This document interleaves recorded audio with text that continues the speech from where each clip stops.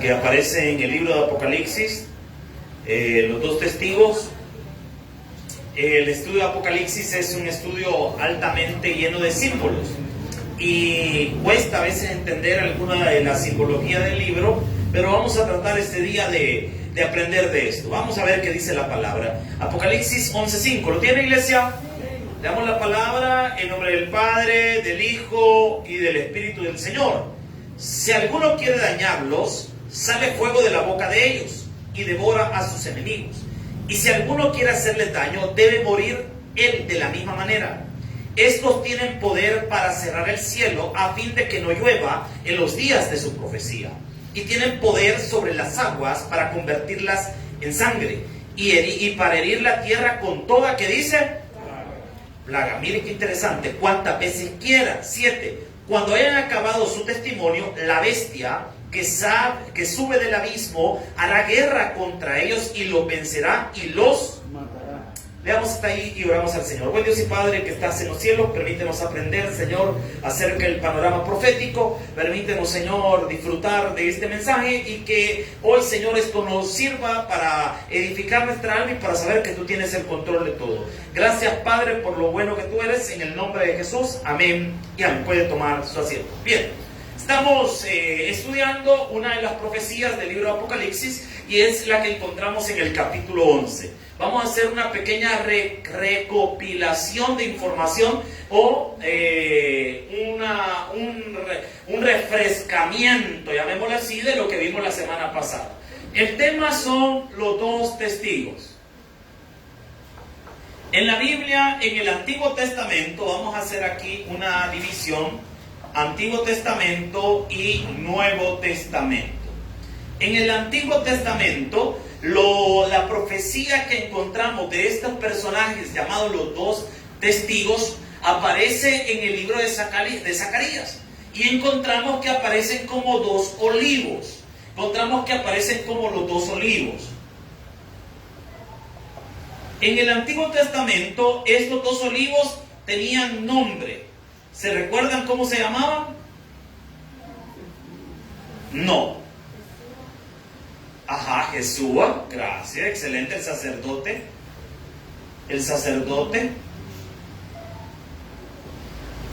Jesúa y Zorababel. Bien bonito el nombre para que lo ponga algún cipote, mire. Te quiere ir, le van a decir Don Zora. Zorababel. Ellos dos representaban los dos olivos que estaban delante de toda la tierra. Ahora, en el Nuevo Testamento, en el libro de Apocalipsis, aparecen otra vez dos olivos, pero le añadimos otra figura más. Aparecen que también no solo como dos olivos, sino como dos candelabros.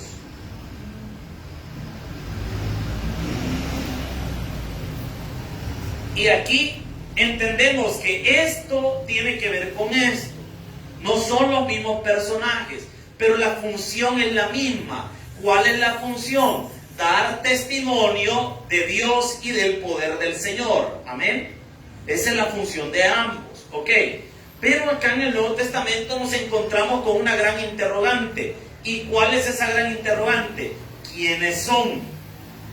Ahora, hablamos de algunas posibilidades y explicábamos la semana pasada por qué eran esas posibilidades. Hablábamos que podría ser, no estamos diciendo que así sea. Recuerde que en materia profética la última palabra la tiene Dios, hermano. Nadie puede asegurar cosas. Entonces, pues en materia profética esto es así. Ok, ¿quiénes podrían ser? Hablábamos de Elías y Enoc como el primer dueto. El segundo dueto que estudiamos fue Moisés y Elías. Y dimos las razones por las que se especulaba que podrían ser ellos. Y hablábamos también una tercera posición, un poco más lógica y más apegada a las Escrituras, es que son dos personajes, dos personas que van a vivir en el periodo de la tribulación, que van a tener la autoridad y el poder que estaba en Moisés y Elías. Y eso fue básicamente lo que estudiamos la semana pasada. Ahora, en esta segunda parte de estos mensajes, vamos a hablar de la manifestación y el ministerio de estos personajes. Por eso empezamos desde el versículo 5, para hallarle sabor a la lectura y encontrar cuál es la operación que van a tener estos personajes en el panorama profético. Si quiere recordar el panorama escatológico, ahorita nos encontramos justo a la mitad de la tribulación, en la narración que vamos en el libro de Apocalipsis. Rapto de la iglesia, ¿se recuerda? El primer evento escatológico que está esperando la iglesia se llama el rapto de la iglesia. Dividimos en dos los eventos: eventos en los cielos, eventos en la tierra. Los eventos en los cielos son dos. ¿Quién se recuerda cuáles eran? El tribunal de Cristo y la boda del Cordero. Ok, en la tierra dijimos que van a haber 21 juicios. Ya vimos varios de esos juicios. Los primeros 7 juicios del libro de Apocalipsis, ¿cuáles eran? Los 7 sellos. Entre el 6º sello y el 7º sello aparecieron unos predicadores por ahí. ¿Se recuerdan quiénes eran? Los 144,000 judíos que andaban predicando. La apertura del 7º sello fue 7 trompetas. Y vimos que aparecieron 7 trompetas. Entre la 6ª y la 7ª trompeta aparecen los 2 testigos. Ahí vamos ahorita, justo a la mitad de la tribulación. Es decir, ya aquí en la narración bíblica ya pasamos 3 años y medio. Ya pasaron 3 años y medio. Ahora, ¿qué está ocurriendo en la tierra? Veamos lo que dice la palabra, versículo 5. Si alguno quiere dañarlos, ¿a quiénes? A los 2 testigos. Si alguno quiere dañarlos, sale fuego de la boca de ellos. ¿Qué quiere decir eso? Que el ministerio de los 2 testigos va a ser un ministerio de juicio, un mensaje de juicio. Ellos van a llevar un mensaje de juicio a todas las personas que los escuchan. Mire, Dios utiliza, por la gracia que Él da, de diferente manera a los pastores, a los siervos, a los predicadores.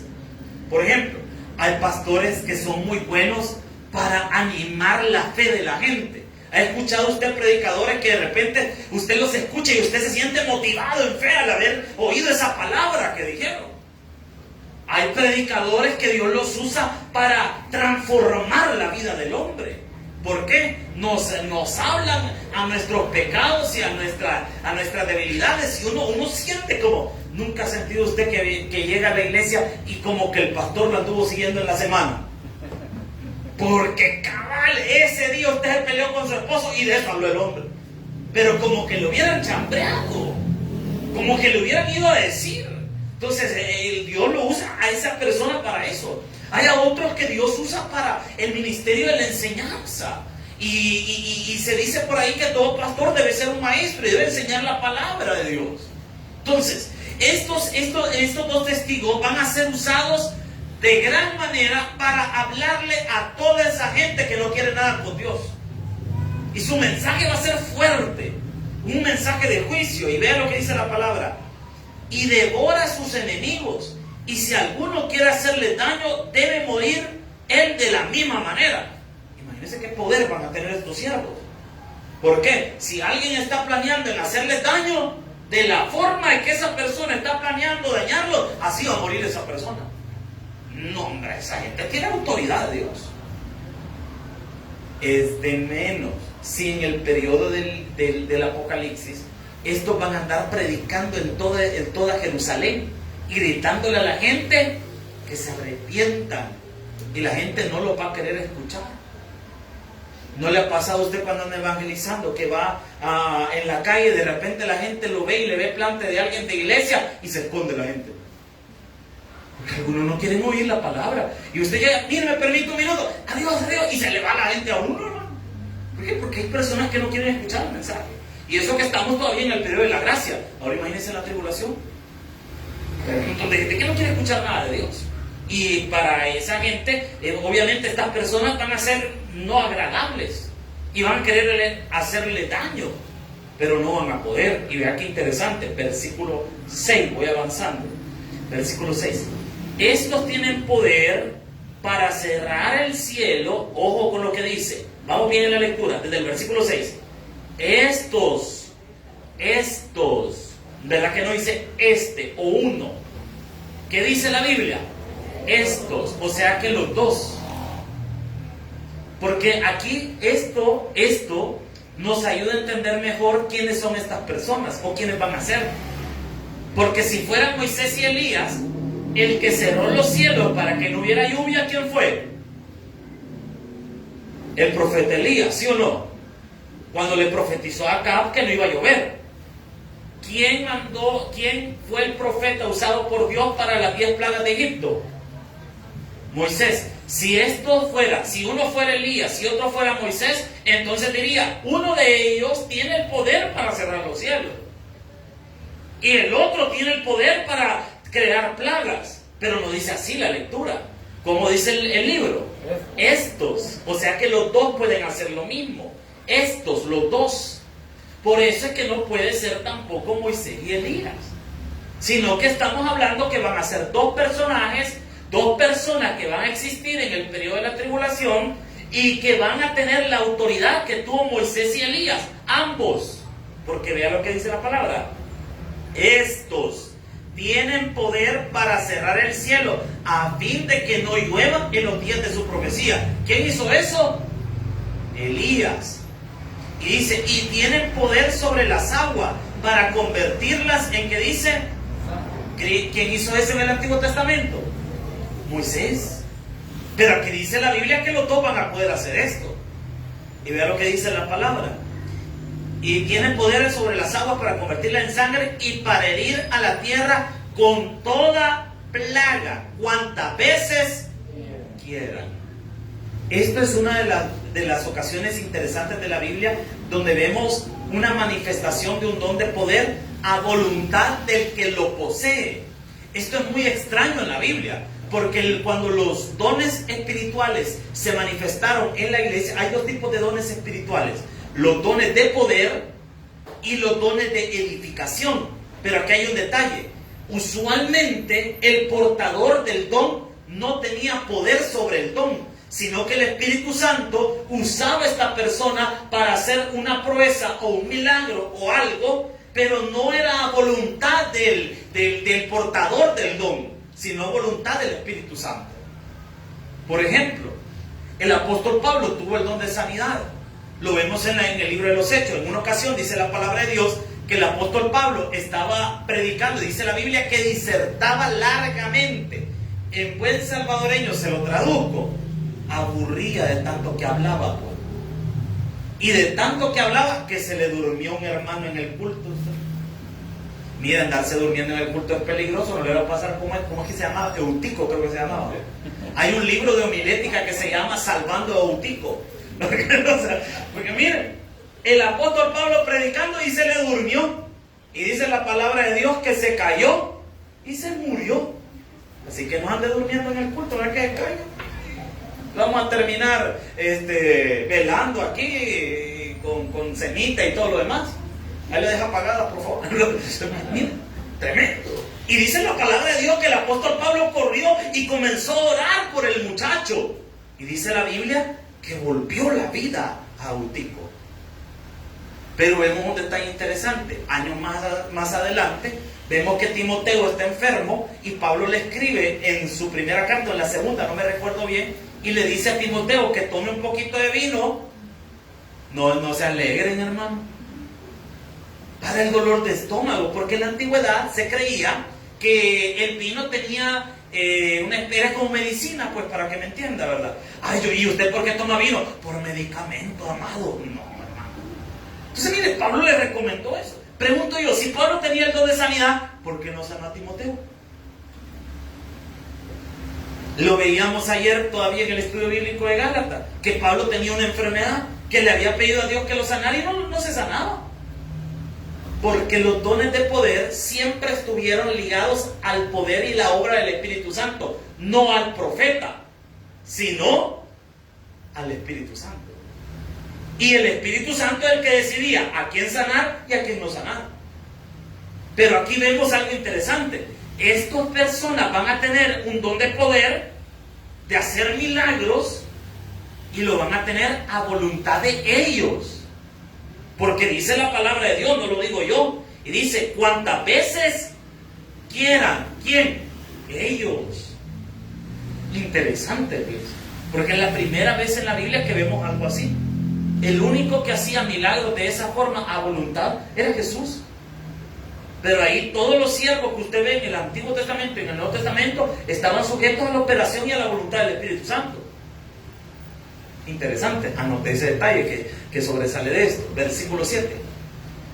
Cuando hayan acabado su testimonio, es decir, el periodo de tiempo que iban a ministrar.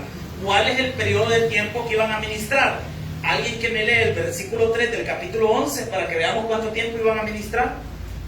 Y daré a mis 2 testigos que profeticen por 1270 días. Vestidos de silicio. Ok, ¿cuánto es eso? 3 años y medio. O sea que acabado 3 años y medio que va a durar el ministerio de estos predicadores, vean lo que va a pasar. Vean lo que va a pasar. Estamos en el versículo 7, ¿verdad? 7, vaya. Y dice, cuando hayan acabado su testimonio. ¿Cuándo va a acabar eso? 3 años y medio. Dice, la bestia que sube del abismo. Deténgase ahí. Vaya, no pierdan la idea. Estos van a predicar por 3 años y medio. Cuando se acaben los 3 años y medio de su predicación, va a surgir algo interesante. La bestia. ¿Cuál bestia? En la Biblia aparecen 3 bestias. ¿Cuáles son esas bestias? Nos detalla acá en la palabra. Y esto es importante porque es la primera vez que se menciona esta bestia. Dice, la bestia que sube del abismo. Ok. ¿Cuál abismo?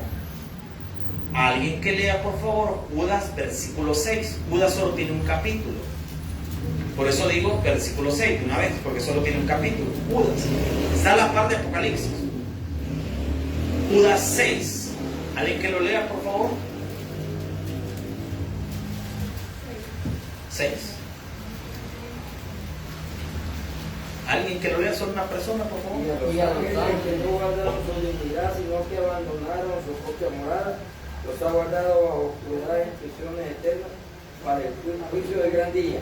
En prisiones eternas para el juicio del gran día. Le explicaba a usted hace unos días atrás, no me acuerdo cuándo, le comentaba cómo era el lugar de los muertos. Sabemos que la gente antes de que Cristo viniera iban al seno de Abraham, los que habían puesto su fe en Dios y habían procurado obedecer la ley del Señor. Y los que se iban a condenación se iban directamente al infierno. Y hablábamos que estaba el seno de Abraham en un lado y un poquito abajo, según lo que narra Lucas, estaba el lugar de tormentos. En medio de eso había una cima. Esa cima equivale a un abismo. Ese abismo, entendemos que aquí en este hoyo que está acá, se encuentran prisioneros los ángeles que pecaron, es decir, que se levantaron en la rebelión de Satanás. Se cree que entre Génesis 1, esta teoría se llama teoría de la brecha. Entre Génesis 1 y Génesis 2 hay una brecha de tiempo y se cree que ahí está la caída de Satanás. Jesús dijo en el libro, en uno de los evangelios, yo veía a Satanás caer como un rayo. Por eso a mí esa alabanza no me gusta, como un rayo cayendo sobre mí. A mí en lo personal casi no me gusta, porque en la Biblia el único que cae como un rayo no es el Espíritu Santo, es Satanás. Porque de la Biblia sí dice, Jesús dijo, yo veía a Satanás caer como un rayo. ¿Y cómo fue la caída de Satanás? Hay un detalle interesante. Si usted lee Génesis 1, dice, en el principio creó Dios los cielos y la tierra. Versículo 2, y la tierra estaba. La pregunta que se hacen los teólogos, ¿cómo es que en el capítulo 1, versículo 1, la tierra fue creada y en el 2 está desordenada? Porque se cree, y esa es la teoría de la brecha, se cree que en medio de Génesis 1 y Génesis 2, ahí está la caída de Satanás. Y Satanás sobornó, por decirlo así, engañó, por decirlo de otra manera, a la tercera parte de los ángeles, que se rebelaran contra Dios. Entonces Satanás fue quitado del cielo y enviado a la tierra. Entonces, muchos de los ángeles que se rebelaron con Satanás terminaron prisioneros en el abismo.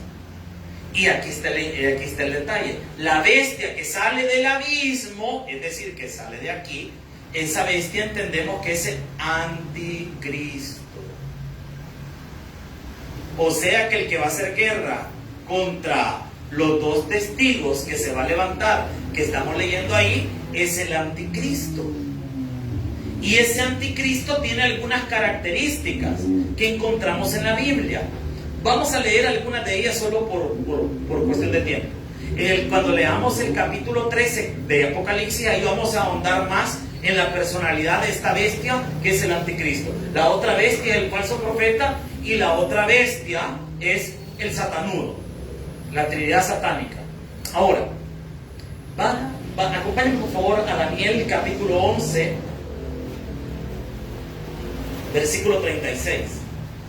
Aprendamos un poco más de esta bestia y sus motivaciones. Vamos a ver cuáles son las motivaciones de esta bestia. ¿Por qué se levanta contra estos dos testigos? ¿Cuál es su interés? ¿Qué quiere? Vea lo que dice la palabra. El libro de Daniel nos lo revela. Daniel 11:36. ¿Lo tiene, iglesia? Daniel 11:36. Búsquelo. Estamos aprendiendo, iglesia. Los dos testigos van a tener la autoridad y el poder que tenían Elías y Moisés. Ambos podrán hacer proezas y milagros a voluntad, dice la palabra de Dios. Pero cuando acaben los días de su profecía, el tiempo, y esto es bien interesante. Mire, si el día de mañana estuviéramos aquí predicando y vinieran un montón de brujos acá afuera a querernos a tirar hechizos y tirando sus poderes y todo un montón de volados, si alguien dirá, pastor, oremos, mire el montón de brujos que están allá afuera, ¿sabe qué es lo que tendríamos que hacer? Nada. ¿Por qué? Porque ellos no tienen autoridad sobre nosotros. Bueno, se recuerda antes daban un programa que se llamaba Club 700 y era como historias de personas, también vida dura, ¿se recuerda de ese programa? Y había testimonios de personas que habían sido hechiceros, brujos y todo un montón de volados, y que la mayoría cuando habían llegado a quererle hacer daño a un cristiano, no les pegaba. Y yo vi varios testimonios de personas que decían, mire, decía el brujo, cuando teníamos que hacer algún trabajo y teníamos que ir a un cementerio, teníamos que estar seguros que la tierra que agarráramos no fuera de una persona que fuera cristiana en su vida. ¿Por qué? Porque entonces el hechizo no funcionaba. Bueno, en una de esas historias dice que un ex brujo decía que le caía mal un pastor y quería matarlo. Y dice que llegó a la iglesia a quererle hacerle daño y empezó a tirarle sus conjuros y el pastor, al amor de estar cantando en el culto, alaba, y el brujo ya queriéndole. Y dice que le preguntó a otro brujo que tenía más experiencia, mirá, ¿por qué no puedo matar a ese hombre? Es que a los cristianos no los podemos tocar. ¿Por qué? Porque hay autoridad, o sea que Dios protege a sus siervos. Vea qué interesante cómo se pone esta lectura. Pero ahora, volvamos a lo de la bestia. Vea lo que dice el 11:36. ¿Lo tiene? Y el rey hará su voluntad, es el anticristo, y se ensorbe. ¿Qué dice? Es decir, se va a poner soberbio y se engrandecerá sobre todo Dios, y contra el Dios de los dioses hablará. Y dice, y prosperará hasta que sea la consumada la ira, porque lo ha determinado se cumplirá. O sea que el anticristo, su desarrollo total va a ser en todo el periodo de la ira. ¿Cuál es el periodo de la ira? La tribulación, tanto el principio de dolor en los primeros 3 años y medio y la gran tribulación, que son los últimos 3 años y medio. Ahora, sigamos leyendo, versículo 37. Del Dios que dice. Esto es interesante porque algunos teólogos opinan que el anticristo va a ser de etnia judía, hebreo, porque dice del Dios de su padre no hará caso. Esto es bien interesante y vea lo que dice la palabra. Ni del amor de las mujeres. Entonces algunos teólogos opinan que va a ser gay. ¿Por qué? Porque dice que no va a disfrutar del amor. Hay otros que son más sanos de la mente, ¿verdad? Y dicen que simple y sencillamente es que va a ser muy joven. Que va a ser muy joven. Entonces, vean lo que dice la palabra.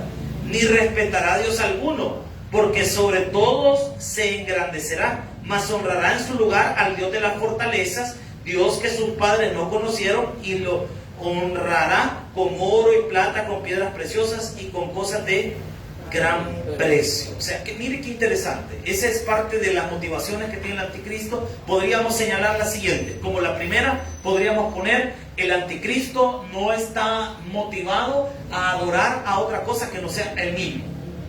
Número 2, podemos ver que probablemente, según lo que podemos deducir de Daniel, va a ser una persona que va a venir de una etnia judía. En tercer punto, recuerden que todo esto es debatible. Va a haber gente que va a decir que sí, otra gente que va a decir que no. Pero como tercer punto podríamos decir que su motivación es estar en contra de Dios. Y obviamente si tenemos a dos personajes que pueden hacer milagros en el libro de Apocalipsis, que van a hablar y van a testificar de Dios, obviamente él va a estar en contra de ellos. En contra de ellos. Volvamos a Apocalipsis, por favor, porque el tiempo se me está yendo rápido y quiero enseñarle todo acerca de estos dos testigos. Estamos en el versículo 7. Cuando haya acabado su testimonio, en los 3 años y medio de predicación de los dos testigos, la bestia, ya vimos quién era la bestia, el anticristo. Estudiamos por qué esta bestia va a estar con deseos de destruir a los dos testigos. ¿Por qué? Porque él está en contra de todo lo que tiene que ver con Dios, es el anticristo propiamente, o sea, es decir, está contra Cristo y tiene motivaciones hacia que el único que debe ser adorado es el mismo. Y vean lo que dice la palabra del Señor. Cuando haya acabado el testimonio, la bestia que sube del abismo hará guerra contra ellos. ¿Y qué dice que va a pasar? Y no solo eso, y los va a matar. Vean cómo Dios tiene el control de todo, porque hasta Dios mismo está diciendo: después de que mis dos testigos hayan hecho su obra, se va a levantar el enemigo, los va a destruir y los va a matar. Pero miren qué más dice la Biblia de esto. Esto se pone bien interesante. Versículo 8. Y sus cadáveres estarán en la plaza de la grande ciudad, que en sentido espiritual, ojo, ¿en qué sentido? Espiritual, no en sentido físico, sino en sentido espiritual. En sentido espiritual se llama Sodoma y Egipto, y donde también nuestro Señor fue crucificado. Vaya, desarmemos este pasaje. Jesús no murió en Sodoma y Gomorra, tampoco en Egipto. Por eso dice que en sentido espiritual. Cuando nos topamos con un versículo como este, que es altamente simbólico, tenemos que irnos al Antiguo Testamento y tratar de ver qué quiere decir esto. Encontramos dos textos que nos van a ayudar a entender qué ciudad es esta, donde van a estar estos dos testigos muertos. Jeremías 23:14, una persona que me lo lea por favor, y otro que busque Isaías 1:10. Jeremías 23:14 e Isaías 1:10. Vamos a aclarar cuál es esa gran ciudad que en sentido espiritual es Sodoma y Egipto. Por favor, hermana.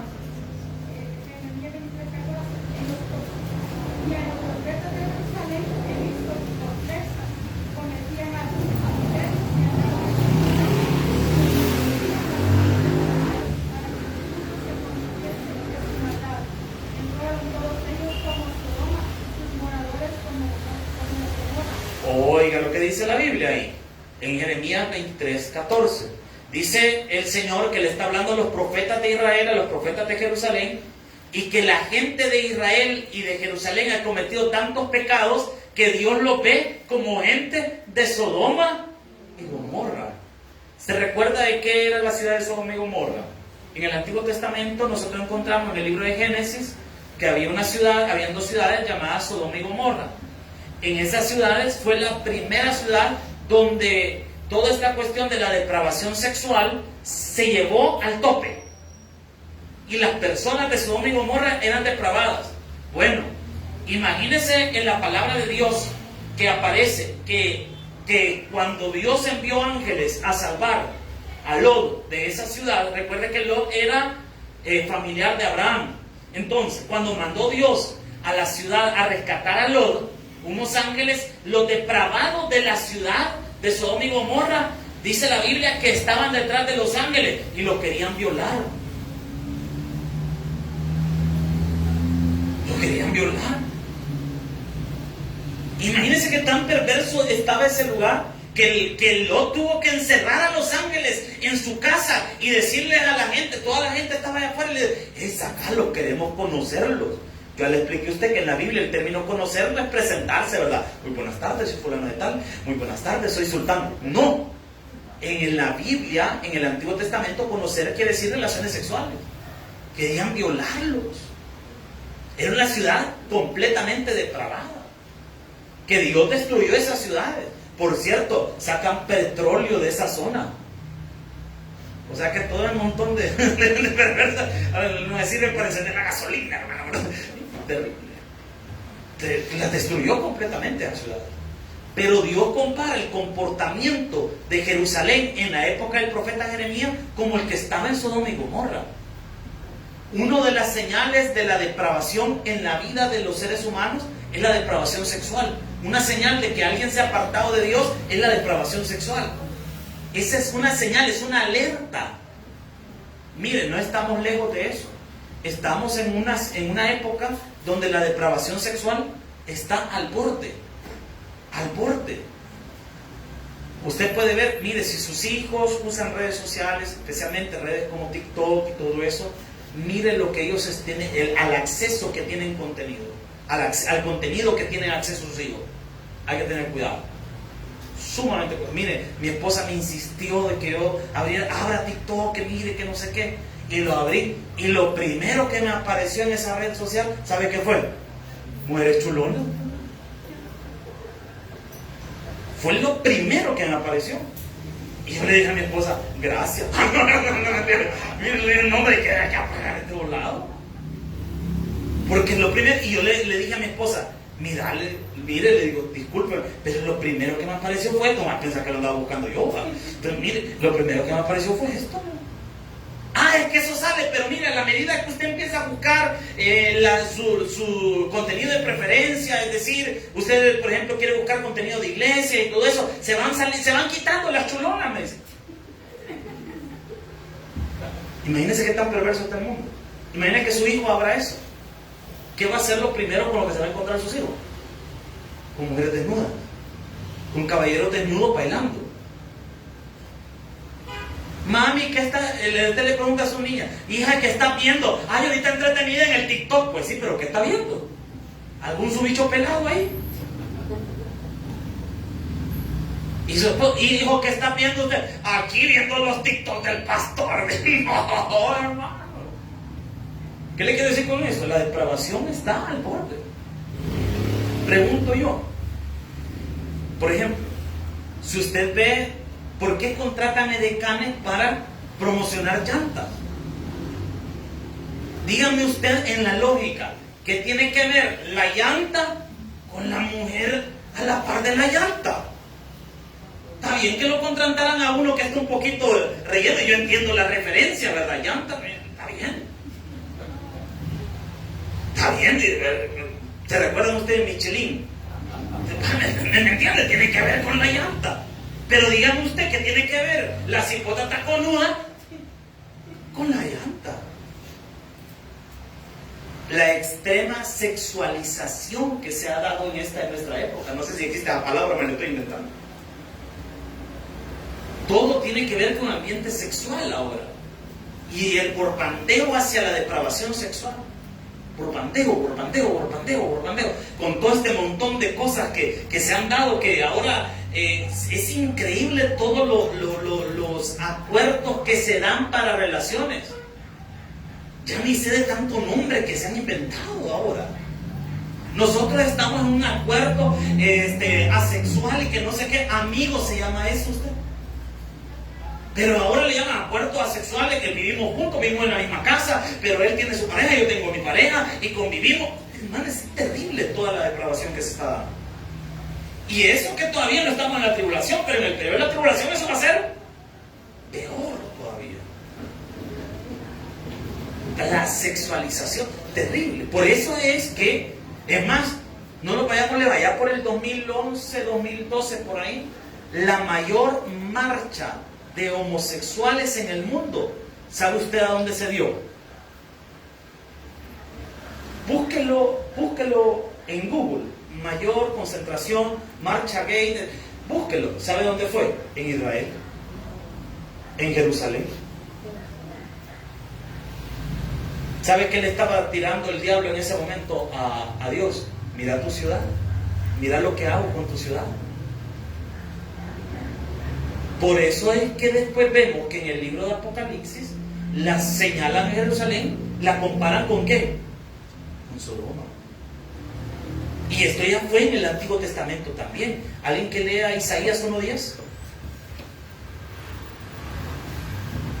Príncipes de Sodoma, oíd la palabra de Jehová, escuchad la ley de nuestro Dios, pueblo de Gomorra. Oiga, ¿cómo lo llama a Israel? Como Sodoma y Gomorra. O sea que la ciudad, y para confirmarnos esto, volvamos a leer por favor el versículo número 8, donde estamos ahorita. Y sus cadáveres estarán en la plaza de la grande ciudad, que en sentido espiritual se llama Sodoma y Egipto, donde también nuestro Señor, ¿dónde fue crucificado Jesús? A las afueras de Jerusalén. O sea que la ciudad de la que está hablando el libro de Apocalipsis es Jerusalén. Entonces, en Jerusalén van a tener a los dos testigos, sus cadáveres, y los van a estar exhibiendo. Y vea qué interesante lo que dice la palabra, versículo 9. Y los pueblos, tribus, lenguas y naciones verán sus cadáveres por 3 días. En la antigüedad, no darle sepultura a alguien era visto como la mayor forma de deshonra. Por eso es que los romanos, cuando mataban a alguien o conquistaban un ejército y querían avergonzarlos, colgaban los cadáveres de las personas, no les daban sepultura. Era una forma de humillación. Es decir, que lo que está tratando de explicarnos la palabra es que a los dos testigos los van a querer humillar públicamente, teniendo sus cadáveres y mostrándolos al mundo. Miren, en 1920, este versículo era bien difícil de entender, porque ¿cómo es que le vamos a enseñar al mundo unos cadáveres? En 1920 lo más que había era la radio, y principios, no sé si estaba la televisión. Allá por los 50, los 60, no se hablaba de un mensaje para el mundo. Era casi imposible de lograr comunicar un mensaje al mundo. Pero hoy, en nuestra época, con el internet, sí se puede comunicar un mensaje para el mundo. En vivo. Usted puede ver a través del internet algo que está pasando en el Medio Oriente ahorita. A través del internet se puede ver un mensaje y puede ser en vivo para todas las personas. O sea que ahora, en nuestra época, sí es posible algo como lo que estamos leyendo acá. Una persona fallecida y que todo el mundo se entere rápido. Y que todo el mundo lo pueda ver. Con esto en las redes sociales, no, hombre, hermano. Rápido, algo se hace tendencia en redes sociales rápido y la gente lo comparte, y cuando de repente ve 40,000 personas ya vieron algo. Sí, impresionante todo lo que se puede hacer con el internet. Ahora, todavía no sabemos cuánto falta para la tribulación, cómo va a estar de avanzada la tecnología para esa época. Hace 10 años atrás, lo que pueden hacer los teléfonos modernos, nosotros ni nos imaginábamos. Si ahora con un teléfono usted puede hacer un montón de cosas. Usted ya no necesita el gran computador. No, hombre, ahora está el teléfono, puede digitar cosas, puede enviar archivos, puede enviar un montón. Fácil, hermano. Ahora imagínense en el periodo de la tribulación, y ahora tiene sentido esto. Y sus cadáveres estarán en la plaza de la grande ciudad, que espiritualmente se llama Sodoma y Gomorra, y también nuestro Señor Jesucristo fue crucificado ahí. Y dice, 9, y los pueblos y las tribus, lenguas y naciones verán sus cadáveres. ¿Por cuánto dicen? Y no permitirán que sean sepultados. 10. Y los moradores de la tierra, ¿qué van a hacer?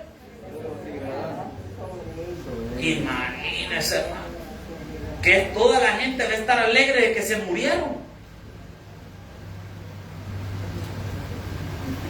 Sí, Jerusalén siempre ha sido, desde tiempos antiguos, un lugar donde la gente quiere visitar. Ahora es un atractivo turístico. Miles de millones de personas llegan al año a ver Jerusalén, a pasear. En el periodo de la tribulación no va a ser distinto. Miles de personas. En Jerusalén va a ser un centro turístico. La gente va a querer estar ahí, verla, la ciudad. Le hago una pregunta, hermano, ya que estamos cerca de las vacaciones. Cuando usted sale a vacacionar a alguna parte, ¿por qué lo hace? ¿Para qué sale a vacacionar, hermano? Para distraerse, ¿sí o no? Ay, mira a la playa a trabajar. Depende de que trabaje usted, hermano. Pero la mayoría va a la playa, ¿a qué? A relajarse, a distraerse. Si Jerusalén va a ser un lugar turístico, donde van a haber muchas personas con depravaciones sexuales, porque ya vimos que se le llama de manera espiritual Sodoma y Gomorra, y va a haber todo tipo de depravaciones en ese lugar, ¿usted cree que esa gente le va a gustar que alguien ande predicando en ese lugar? Imagínese que alguien se vaya a predicar a una playa nudista y llegue con un megáfono: arrepiéntanse, pecadores. O que vaya a la playa ahorita, a algún lugar a pasear o algo, y allá hay alguien predicándoles en los pares y diciendo: arrepiéntanse, pecadores. ¿Usted cree que a la gente le gusta?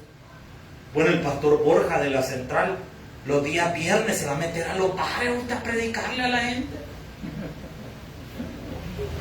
Ese sí está pelado, miren su evangelismo, perdón, pero que sí, imagínense irse a meter en un bar y la gente sale con las copas ahí, y aquel día: hermano, permítanme hablarle de Jesucristo, y ya sale aquel todo: háblame pues de Jesús. Imagínense. ¿Usted cree que a esas personas les agrada de entrada que alguien les llegue a predicar? Eso es lo que está. Por eso esta gente en el libro de Apocalipsis se van a alegrar que se murieron. ¿Por qué? Ay, ya se fueron los que andaban hostigando, predicando, y que andaban cerrando los cielos y haciendo milagros. Ay, ya se murieron, y van a estar alegres por eso. Van a estar alegres. Y miren qué tan alegres van a estar. Vean lo que dice la palabra. Quiero ver el versículo 10, ¿verdad? 10. Y los moradores de la tierra se regocijarán sobre ellos, si se alegrarán. ¿Y qué dice? Como que en Navidad. Como que en Navidad, hermano. Y se enviarán regalos unos a otros.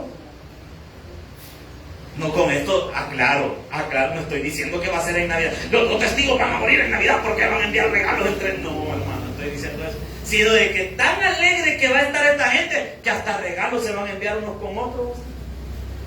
¿Usted cree que no les incomodaba eso? Y ve lo que dice la palabra del Señor. Quiero ver regalos unos a otros, porque estos dos profetas habían atormentado a los moradores de la tierra. 11. Pero después de 3 días y medio entró en ellos, ¿qué dice? Enviado por Dios, y se levantaron sobre sus pies, y cayó gran temor sobre los que vieron. Solo transpórtese a la imagen. Mire, el pastor fundador decía algo, que cuando leemos la Biblia hay que usar la imaginación. Imaginarse el suceso. Imagínese usted, toda aquella gente están televisando en vivo la muerte de los dos testigos como un evento mundial, y toda la gente está alegre de que se murieron, esa gente que les dice la verdad, y en medio de la transmisión en vivo, como que usted vaya a un funeral y el prójimo que está en la caja se levante. ¿Qué sentiría usted, hermano? Mello, mucho mello, porque sí, imagínese que usted está predicando, de repente estamos aquí: alabaré, y aquí tenemos al prójimo: alabaré a mi Señor, ¿verdad? Y de repente se levanta: buenas noches. No, hermano, yo soy el primero en aventar el micrófono y ir corriendo, hermano. Bueno, en las morgues hay gente que los han asustado porque a veces el cuerpo tiene espasmos recién ha fallecido la persona. Y de repente es común el escuchar de la gente que trabaja en la muerte, que de repente se levanta un brazo. Imaginen que usted está con un montón de cadáveres ahí y de repente usted ¡pum!, se levanta una mano. ¡Uy, de verdad! O sea, pasa. Pero en este caso no es un espasmo. Van a volver a la vida los dos testigos por el poder de Dios. Y vea qué espectáculo, porque mire, el Apocalipsis es un espectáculo completo. Y dice, ¿estamos en qué versículo? 11. Pero después de 3 días y medio entró en ellos el espíritu de vida enviado por Dios y se levantaron sobre sus pies y cayó gran temor sobre los que lo vieron. Cualquiera, hermano. Y versículo número 12. Y oyeron una gran voz del cielo que les decía, subid acá. Y subieron al cielo en una nube. Y sus enemigos. ¡Qué espectáculo de parte de Dios! Todas las cámaras, vuelva a la imaginación, todas las cámaras están viendo en vivo la muerte de los dos testigos. Ya pasaron 3 días y medio de que estos dos testigos estaban muertos. Por el poder de Dios se levantan. Una voz del cielo le dice, suban acá. Toda la gente en el mundo está viendo eso en ese momento. ¿Usted cree que mucha gente no se va a quedar admirada al ver el poder de Dios? Levantar a esos hombres de la muerte. Mire, que alguien después de un par de horas de haber muerto vuelva a la vida es hasta cierto punto normal. Sí, ya ha habido casos de gente que, por más que toda la gente que ha muerto por enfermedades cardíacas. Yo por eso algo que le he pedido a mi esposa, el día que yo me muera, solo asegúrense de una cosa, que sí esté muerto de verdad. Porque qué feo, boludo. O sea, imagínense, ya ha habido gente que en la morgue se han levantado. Pero tienen un par de horas de haberse muerto. Pero ahora imagínense, estas personas 3 días y medio se levantan. Dios les dice que suban. Y mire qué interesante se pone esto. Versículo 13. En aquella hora hubo un gran terremoto y la 10ª parte de la ciudad que dice que va a pasar, Jerusalén. Y por el terremoto murieron en número 7,000 hombres. Y los demás se aterrorizaron. ¿Y qué le pasó? Ahí está.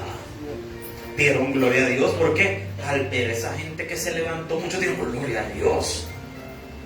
Y dice la Biblia en el versículo 14: el segundo ay pasó. He aquí el tercer ay viene. Ese tercer ay es la 7ª trompeta, que la vamos a estudiar la próxima semana. La próxima semana vamos a estudiar la 7ª trompeta y vamos a empezar a ver la bestia de 7 cabezas y 10 cuernos. Así que prepárese, vamos a estudiar cuáles son esas cabezas, cuáles son esos cuernos, vamos a estudiar la 7ª trompeta y vamos a estudiar todo ese montón de símbolos que están ahí. La gloria y la honra sea para el Señor. Un fuerte aplauso al Señor.